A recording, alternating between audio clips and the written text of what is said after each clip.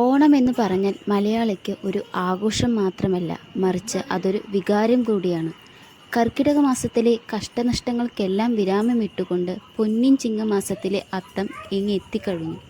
ഇന്ന് The storms we chase are leading us, and love is all we'll ever trust. Yeah, no, I don't wanna waste what's left. ഇന്ന് August 26 ചൊവ്വാഴ്ച, മലയാള മാസം ചിങ്ങം 10. അത്തത്തിൽ തുടങ്ങി 10ാം ദിവസമാണ് തിരുവോണം. ഇന്ന് അത്തം മുതലാണ് മലയാളികൾ മുറ്റത്ത് പൂക്കളമൊരുക്കി തുടങ്ങുന്നത്. മുറ്റമടിച്ചു വൃത്തിയാക്കി ചാണകമെഴുകിയ നിലത്താണ് പൂക്കളമിടേണ്ടത്.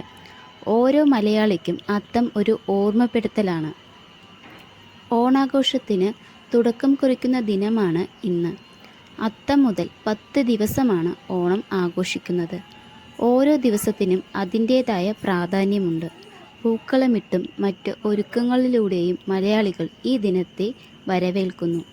വിവിധ പൂക്കളും വർണ്ണങ്ങളും ചേർത്തൊരുക്കുന്ന അത്തപ്പൂക്കളം ഈ ദിവസത്തിൻ്റെ പ്രധാന ആകർഷണമാണ്. ഐതിഹ്യങ്ങൾ അനുസരിച്ച് മഹാബലിയെ വരവേൽക്കാനാണ് പൂക്കളം ഒരുക്കുന്നത്. കേരളത്തിൻ്റെ ഗ്രാമീണ സൗന്ദര്യവും പരമ്പരാഗത ആചാരങ്ങളും ഈ ആഘോഷത്തിൽ നിറഞ്ഞു നിൽക്കുന്നു. മലയാളികളുടെ ദേശീയ ഉത്സവമായതുകൊണ്ട് തന്നെ സർക്കാർ തലത്തിലും ആഘോഷങ്ങൾ നടക്കും. തൃപ്പൂണിത്തറയിൽ ഓണത്തോടനുബന്ധിച്ച് ചിങ്ങമാസത്തിലെ അത്തം നാളിൽ നടത്തുന്ന ആഘോഷമാണ് അത്തച്ചമയം. അത്തം നാളിലാണ് പൂക്കളമിട്ട് തുടങ്ങുന്നത്. അതിനും ചില പ്രത്യേകതകളുണ്ട്. അത്തം നാളിൽ തുമ്പപ്പൂ കൊണ്ടാണ് പൂക്കളം ഇടേണ്ടത്. 2ാം നാളായ ചിത്തിരയിൽ തുളസിപ്പൂവാണ് ഇടുന്നത്. 3ാം നാൾ തൊട്ടാണ് നിറമുള്ള പൂക്കൾ ഉപയോഗിക്കേണ്ടത്.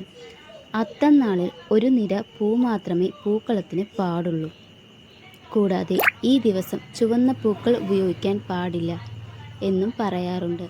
ചോതിനാൾ മുതൽ മാത്രമേ ചെമ്പരത്തിപ്പൂവിന് പൂക്കളത്തിൽ സ്ഥാനമുള്ളൂ.